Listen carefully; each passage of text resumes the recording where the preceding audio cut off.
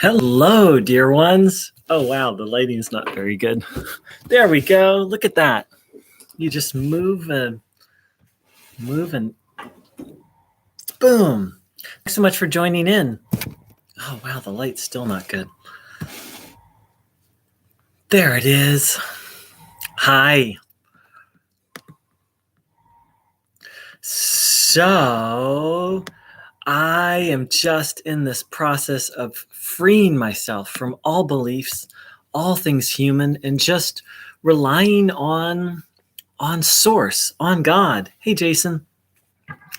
So this is scary because I've been taught, and I'd say most of us have been taught, that we have to access God through a specific way. Like if you were raised Christian, it's like only Jesus. And I've been reading. I thought this was a phenomenon that was limited to Christianity, but actually it isn't. I've been reading some Buddhism, and there are some Buddhist teachers who are like, only Buddhism is good. All the other things are evil or distortions. And so what's behind this is I came across this post from a friend of mine. And first of all, this person if more Christians were like her, I probably would have stayed a Christian. She wrote, "If you haven't realized that Jesus is the manifestation of God in the flesh, if you see Jesus, then you have seen the Father. That's why the only way to God is Jesus. If you don't love Jesus, you can't love God." Wow. If you don't love Jesus, you can't love God. Oh my God.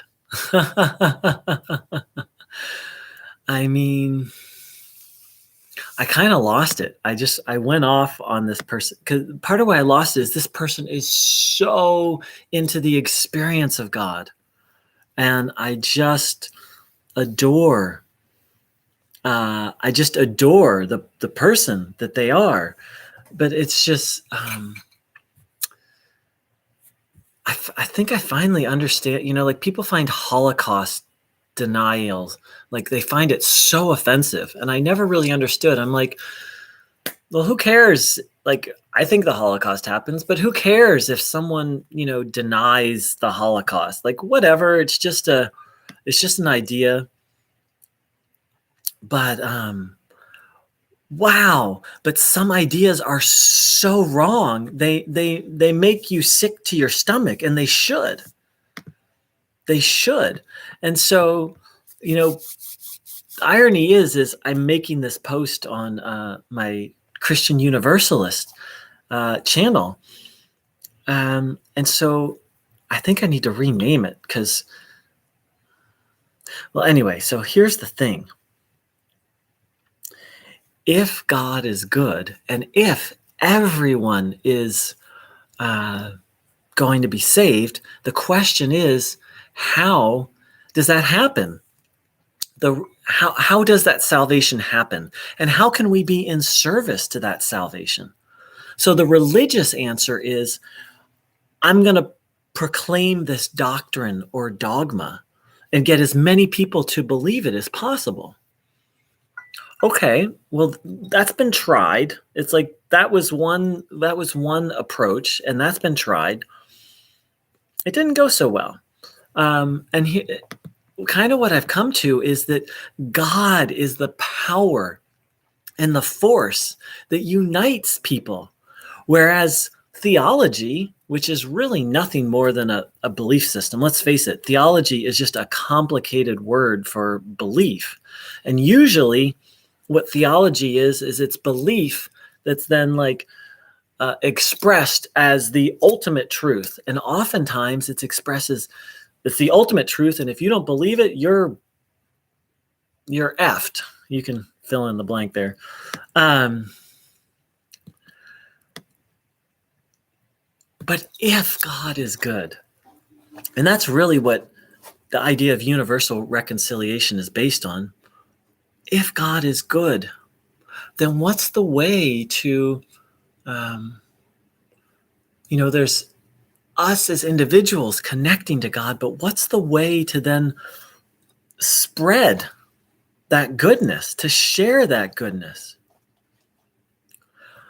Well, I think my favorite expression of that is a woman named Amachi. She's a Hindu saint, and she goes around hugging people. She'll hug people non-stop for 18 hours. She's also set up thousands of orphanages.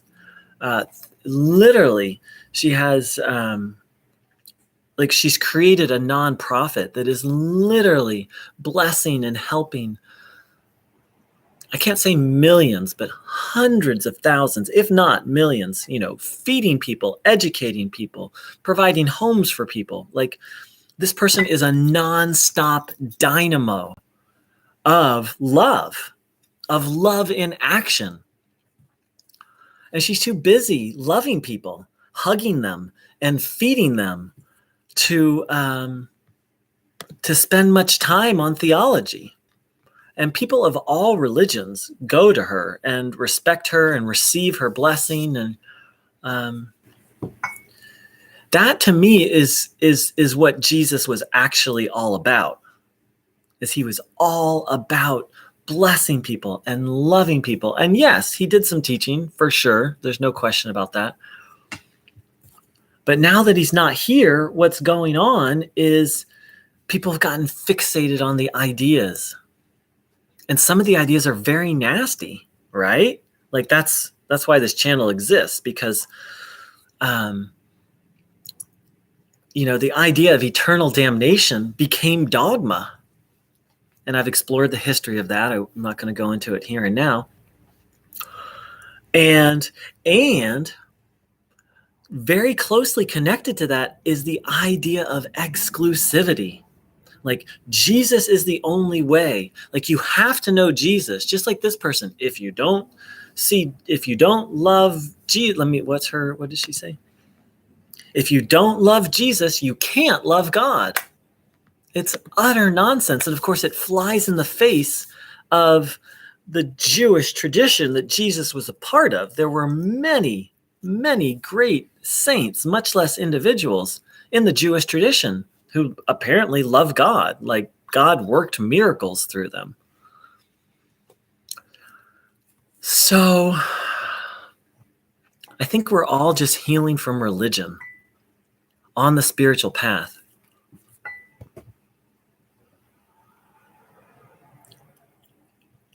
Wow. Here's what Jason wrote. For me, it has been talking to people and experiencing connection with people I felt separate from as a fundamentalist Christian. People of other religions, LGBTQ, and other viewpoints. There is a place where we can meet. I don't think theology is it. And I'm convinced that Jesus is a part of this unification, and very well may be the key part. But the thing is none of us really know anything, right? We barely know, like, we exist and we're here on this earth, and that's about all we know. We have lots of things we think we know. But the thing I'm utterly convinced of is that God is like a magnet, drawing all of us to God, and that God is at work in everything, every situation, drawing us closer, and that Jesus is here on this planet, and who knows the rest of the universe? I don't know. Most theology doesn't even deal with the rest of the universe, but on this planet, that Jesus is very much active and a part of that, alive and well. And that's about the extent of my theology. It's okay with me if you believe Jesus is God, but if you start declaring that you can't love God if you don't love Jesus, or such nonsense, that's not even religion, that's a cult. That's like our way or you're effed, right? So this was a little bit of a rant. Let's see if there's anything else I want to say. I wrote, I guess Enoch, Elijah, Moses, and Job didn't love God. I'm not going to read what I wrote. I was angry. I'm a work in progress. You're a work in progress. All of us are works in progress. So let's let God do the speaking. Let's listen more and talk less. Let's pronounce less. Let's learn to be clear the difference between a belief and a fact. And as human beings, there are very few things we have as fact.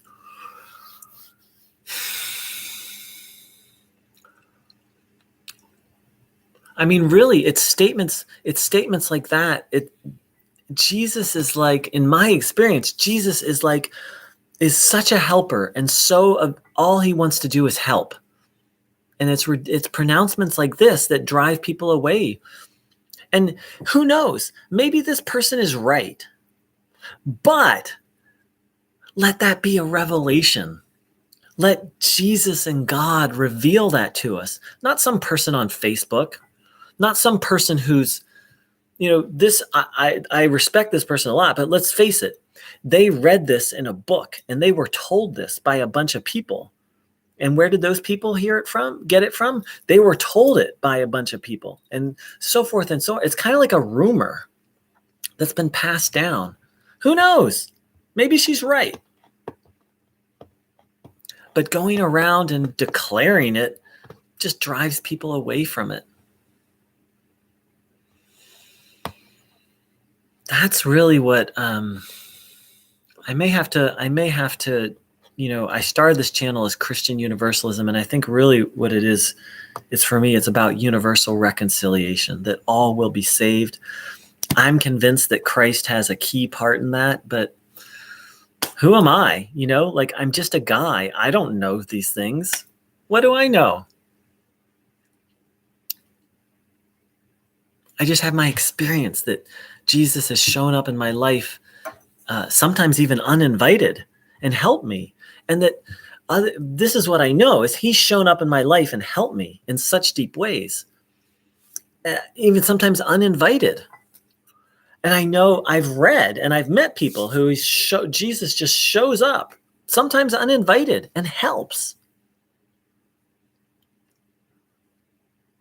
And it seems like this has been going on for last couple thousand years. How does that help happen? Who knows? Maybe Jesus just helps connect us to God. Maybe Jesus is just like a